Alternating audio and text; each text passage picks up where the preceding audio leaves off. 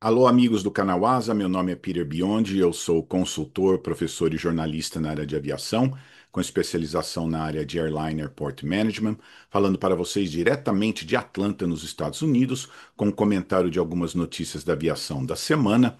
Então vamos começar com o caso da Azul, que pediu recuperação judicial.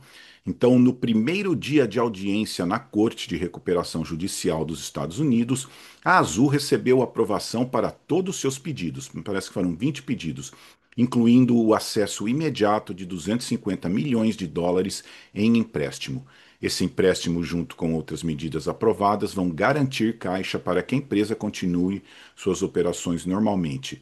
Este primeiro dia foi muito importante para o andamento do processo, que inclui os interesses de outras partes, como American Airlines, United e a Aerocap, que é a empresa de leasing, uma das maiores do mundo. A próxima audiência está marcada para dia 9 de julho. Então, algumas coisas interessantes deste caso, né? Eu, em particular, gostei do documento 27 que foi apresentado, que autorizou a devolução de aeronaves e autorizou a empresa a rejeitar o arrendamento de aeronaves e motores futuros, né? Coisa interessante também, não é só arrendamento de aeronaves, tem arrendamento de motores também. A Azul deve fazer uma redução da frota em 35%, mas não mencionou necessariamente quais tipos de aeronaves. Apenas citou alguns modelos da Embraer, que são o modelo E1, que não são tão econômicos. Mas ela não deu uma geral sobre esses 35%. Uma coisa interessante, né, foi que a ajuda da United America com até 300 milhões de dólares foi muito importante. E essa ajuda é fundamental para que essas empresas tenham assegurada boa conectividade no Brasil. Aí que está o interesse da American e da United na Azul. A Azul já tem code share com a United e a United tem 2,08% de participação acionária na Azul. Então, muito importante essas duas empresas, claro, eles têm interesse em ter um jeito de distribuir seus passageiros pelo Brasil. A empresa espera um financiamento total de 1,6 bilhão de dólares que virá parcelado. E a ideia é apresentar o plano de reestruturação até o fim do ano e terminar a reestruturação em fevereiro, o que parece bem otimista, porque muitos casos levam de 1 a 2 anos, mas a Spirit recentemente teve uma recuperação rápida e teve um tempo relativamente curto. Então vamos esperar que dê tudo certo, mas está muito otimista que terminem aí em um ano. Vamos ver. Mas só umas coisas interessantes sobre esse caso, né? O nome do juiz é Sean Lane. Ele foi indicado para a corte em 2010. Já está há 15 anos trabalhando nessa área e está lá os casos notórios que ele participou. Um deles, ele trabalhou no caso da fusão da American Airlines e da US Air. Então, muito interessante que é um juiz que já tem experiência na área de aviação. Provavelmente toda a equipe dele também tem experiência nessa área. Se você quiser olhar, o caso da Azul é o caso 25-11176, entre parênteses, SHL. Southern District of New York. Se você quiser acompanhar, tudo que é feito é colocado lá e todos os 20 documentos apresentados. Existe uma equipe de advogados de todas as partes. Isso faz um processo muito caro também, porque essas empresas de advocacia eh, são caras de operar, né? Então, só para vocês terem uma ideia do que vai acontecer, né? As fases, né? Primeiro é entrar com essa petição. E uma vez que você entra com a petição, praticamente você está protegido contra ações nas justiças ou a perda de algum bem, né? Eles não podem ir lá e retirar seus aviões. Então, isso já está garantido quando você faz essa petição. O devedor, o caso da Azul, tem 120 dias para apresentar um plano de reorganização. E caso os credores não gostem desse plano, eles também podem apresentar um plano de recuperação ou dar sugestões. É formado um comitê de credores e eles vão eh, tomar decisões e ver se aceitam as condições que a Azul está oferecendo. Daí, finalmente, os credores votam para aprovar, né, essa reorganização. Daí o juiz vai olhar, ver se está tudo feito de acordo, e o juiz aprova o plano. Daí está o caso encerrado. Essas são o processo que vai seguir agora. O mais demorado são essas negociações. Segundo o Azul, muitas negociações já foram feitas, mas vamos ver, na hora muda, né? E aconteceu, eu acompanhei o caso da Latam, teve muita discussão, pessoas achando que o outro ia ganhar mais, o outro ia receber pagamento, e houve um pouco de discussão de quem era a prioridade para receber valores, né? Mas essa foi a primeira apresentação da Azul na corte e vamos seguir o caso aí, ver, desejar que vá tudo bem aí, né? Mas fundamental, eu sempre brinco, né? A Azul descobriu o Brasil, né? Descobriu destinos antes que, de certa maneira, foi negligenciado através dos anos, né? Então vamos ver, acompanhando aí no noticiário aí como é que seguem as próximas negociações da Azul. Falando ainda de recuperação, né? Vamos falar da Gol. Em um passo importante para a saída da recuperação judicial, a Gol teve seu plano de reorganização acionário aprovado pelos acionistas. Durante a reestruturação, a Gol conseguiu captar 1,9 bilhão de dólares. Houve uma redução de 1,6 bilhão de dólares em dívidas financeiras e 800 milhões de dólares em outras obrigações por meio de negociações com credores. Um acordo com o governo reduziu as dívidas com impostos governamentais não pagos em 750 milhões de dólares. Muito importante. Olha quanto custa para uma empresa pagar coisas do governo, né? 750 milhões de dólares. É caro operar no Brasil e pagar várias coisas para o governo. Então, a expectativa é que a Gol saia do Chapter 11 em junho de 2025. E seguindo nessa linha da Gol, né, a Gol apresentou ao juiz do Chapter 11 um relatório mensal que ela é obrigada a apresentar, e a Azul provavelmente vai ter que fazer isso, mostrando os seus, como está indo as suas finanças, né? E ela mostrou que no mês de abril teve um prejuízo de 440 milhões de reais e uma dívida acumulada de 30,9 bilhões de reais. Não é uma boa notícia, mas ele é obrigado a fazer agora todos os meses e a Azul vai seguir o mesmo passo.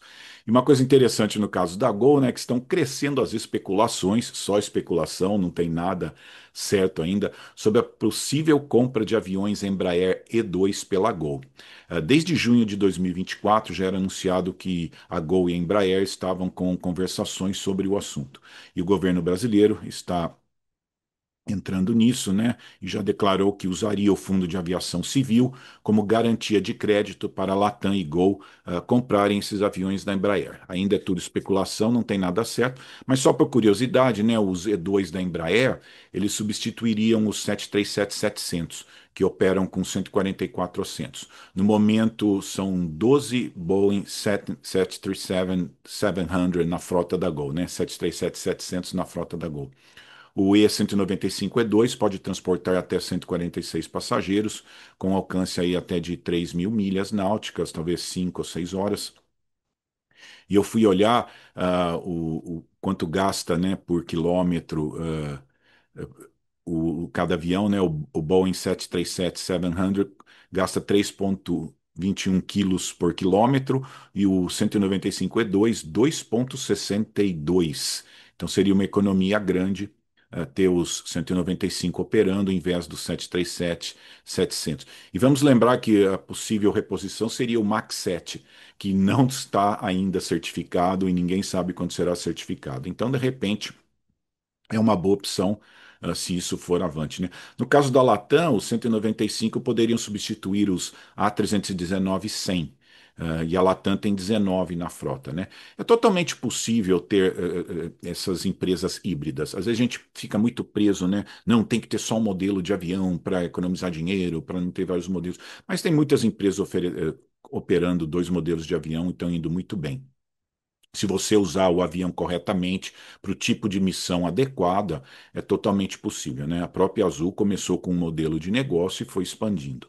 E eu sempre falo, né? A Gol poderia ter sido uma Azul, mas ela teve uma coisa que a gente chama miopia de marketing. Ela ficou muito presa naquele modelo de negócio e não viu outras oportunidades de crescer, né?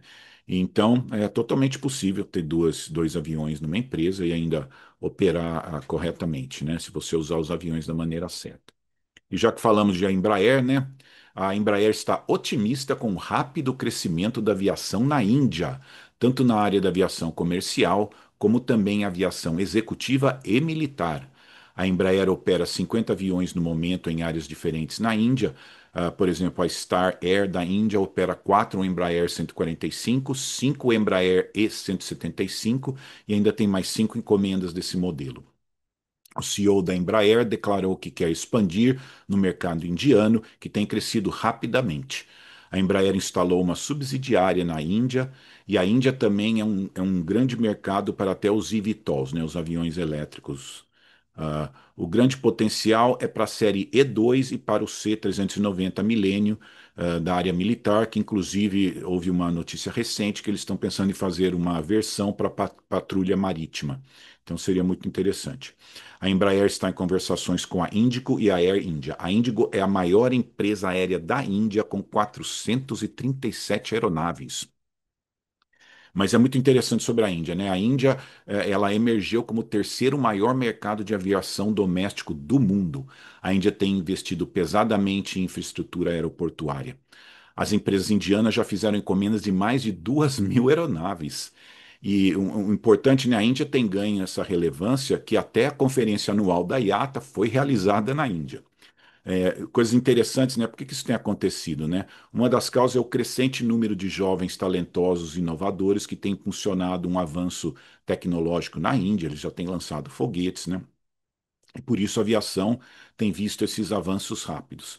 A Índia planeja adicionar 50 novos aeroportos nos próximos 5 anos e ter 350 aeroportos até 2047. Até a Delta, a Air France e a Virgin já se anteciparam fazendo um acordo com as empresas indianas. A Delta já recomeçou voos direto para a Índia e a Índia passou o Japão como quarta economia do mundo. Então, é muito interessante. Mas aí você pensa, por que está acontecendo isso? Daí tem que lembrar uma coisa interessante. Existe uma coisa chamada UDAN, que a palavra significa flight, voo, né? E isso foi um programa lançado em 2016 pelo governo indiano para melhorar a aviação na Índia, colaborando para o desenvolvimento econômico dos países. Eles sabem como empresas aéreas e aeroportos é fundamental para o desenvolvimento do país. Alguns lugares não entenderam isso ainda. O projeto inclui o desenvolvimento de aeroportos regionais e a Índia mexeu uma coisa interessante, foi o custo excessivo para as empresas. Alguns aeroportos não cobram nem taxa de pouso ou permanência. Então, muito interessante da Índia, né? Eles tocaram no assunto principal, que é o custo alto para as empresas. Então, eles souberam trabalhar com esse projeto, né?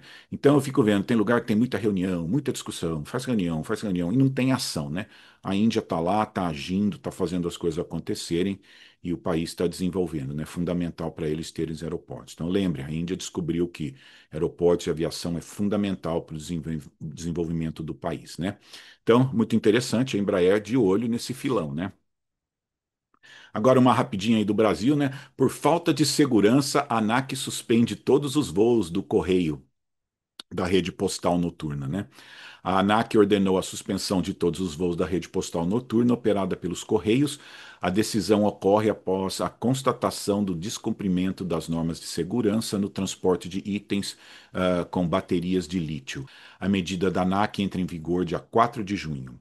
A decisão da ANAC reforça que os Correios não demonstraram preocupação efetiva com a segurança aérea, né? Eu trabalhei na rede postal noturna, não tinha raio-x, não tinha nada, você não sabia o que tinha naquelas malotes de correio, né? Então, é uma preocupação muito grande com essas baterias de lítio, muitas vezes quebra, calor, tem várias coisas que podem causar combustão nessa bateria, né? Vamos ver se alguém toma uma atitude, né? O Correio cancelou vários voos, não estava pagando as empresas, então está uma pequena crise aí nessa área. Então, agora vamos para a Europa, né? A Airbus está buscando uma retomada de vendas para o Oriente Médio depois que a Boeing conseguiu vários contratos na região, deixando a Airbus de mãos vazias. O foco será o Paris Air Show, onde empresas do Oriente Médio poderão estar motivadas para comprar aeronaves wide-body. Entre os possíveis compradores está a Riyadh Air, que poderá comprar até 50 a 350 wide-body. A Etihad também é um possível comprador desse tipo de aeronave. Só para vocês terem ideia, a Boeing vendeu 202 aeronaves só para a Qatar. E só para vocês saberem, o Paris Air Show é realizado a cada 2 anos e em alternância com Farnborough no sul da Inglaterra, e normalmente é um espaço de intensa negociação. Ele começa agora dia 15 de junho. E tem uma história interessante que uma pessoa da Boeing estava contando uma vez, que eles pegaram um quarto de hotel, né? A empresa compradora ficou no meio, tinha um quarto com o pessoal da Boeing, um quarto com o pessoal da Airbus. Então chamava um, conversava, saía, entrava a outra empresa, vinha, conversava, quase um dia inteiro de negociações, assim, sai, Boeing, entra Airbus. Sai Airbus, entra Boeing, para essa empresa tomar uma decisão de que avião comprar, né? Então, uma coisa muito intensa aí, né? Então, vamos ver aí se a Airbus consegue recuperar depois dessa grande venda da Boeing no Oriente Médio. Uma interessante aqui dos Estados Unidos, né? A JetBlue e a United Airlines entraram em uma parceria chamada Blue Sky, permitindo que passageiros das duas empresas redimam milhas e tenham privilégios comuns nas duas empresas. O acordo permitirá a volta da United para o aeroporto de JFK em Nova York e também a operação da JetBlue no aeroporto de Newark, onde no momento a United lidera. O acordo é um acordo de interline, mas não necessariamente um code share. E eles deixaram claro que isso não é uma fusão, mas sim uma colaboração. Porque o CEO da JetBlue disse que já tiveram muitos problemas com o Departamento de Justiça e quiseram manter tudo muito simples. Inclusive, até essa colaboração terá que ter apoio, mas eles acreditam que foi feito tudo de maneira muito simples, né? E chamaram de parceria. Então, vamos ver como a coisa vai, de repente, uma ideia para outras empresas, né? Porque quando você fala em fusão, a coisa fica complicada, esbarra em leis, e foi essa experiência difícil que a JetBlue teve, inclusive, acordos com a American Airlines, teve que ser desfeito. Então, é muito interessante como eles lidaram com esse vocabulário, né? Vamos chamar de parceria, né? E só para terminar, uma última notícia, né? Venceu a data para relicitação do aeroporto de Viracopos, mas há no Tribunal de Contas da União um pedido de prorrogação para que seja prorrogado até dia 17 de agosto. Foi tentada uma conversa no TCU para que o Aeroportos Brasil, que administra o aeroporto, permanecesse com o aeroporto, mas terminou sem acordo. O aeroporto de Viracopos teve um agravamento financeiro em 2017, o que levou a um pedido de recuperação judicial. E uma das pendências, que é uma dificuldade dessas negociações, seria o cálculo de indenização da ANAC a Aeroportos Brasil pelos investimentos que eles já fizeram no aeroporto. E o ministro declarou que prefere que essa mesma empresa fique com o aeroporto. Então, provavelmente devem conseguir essa extensão e vai ser decidido se Aeroportos Brasil continue no aeroporto. Mas eu sou de Campinas, né? E eu cresci indo ali em Viracopos. E era frustrante, não tinha voo ali, né? Mas eu lembro que uma vez eu sentei ali e eu tinha um caderno, acho que eu tinha uns 14 anos. Eu inventei uma empresa aérea, eu fiz um timetable na época, eu gostava de ler timetable de empresa aérea, né? Eu lembro que eu sentei, eu inventei voos, né, de Campinas para Recife, Campinas, Porto Alegre. Eu tinha o timetable, criava os voos, a saída, chegada, modelos de avião, né? Então eu lembrei isso, muitos anos depois está lá, né? Tem uma empresa exatamente daquele tipo que eu tinha montado, né? Então muito interessante. Mas vamos ver. O aeroporto de Viracopos há muitos anos desempenha um papel importante no estado de São Paulo, na área de cargas, é muito importante aí. Então vamos ver se o Aeroportos Brasil continua com o aeroporto depois dessas negociações aí. Mas tá bom, essas são algumas notícias importantes da semana. Eu lembro a todos que é muito importante o seu comentário, se tiver informações adicionais, isso aí ajuda muito. Assine o canal, recomende para os amigos. Lembre, são mais de 580 episódios sobre aeroportos, investigação de acidentes, notícias, entrevistas, voos no cockpit e até vídeos históricos, né? Então, mais uma vez, deixe seus comentários, colabore aqui com o canal. Muito obrigado a todos.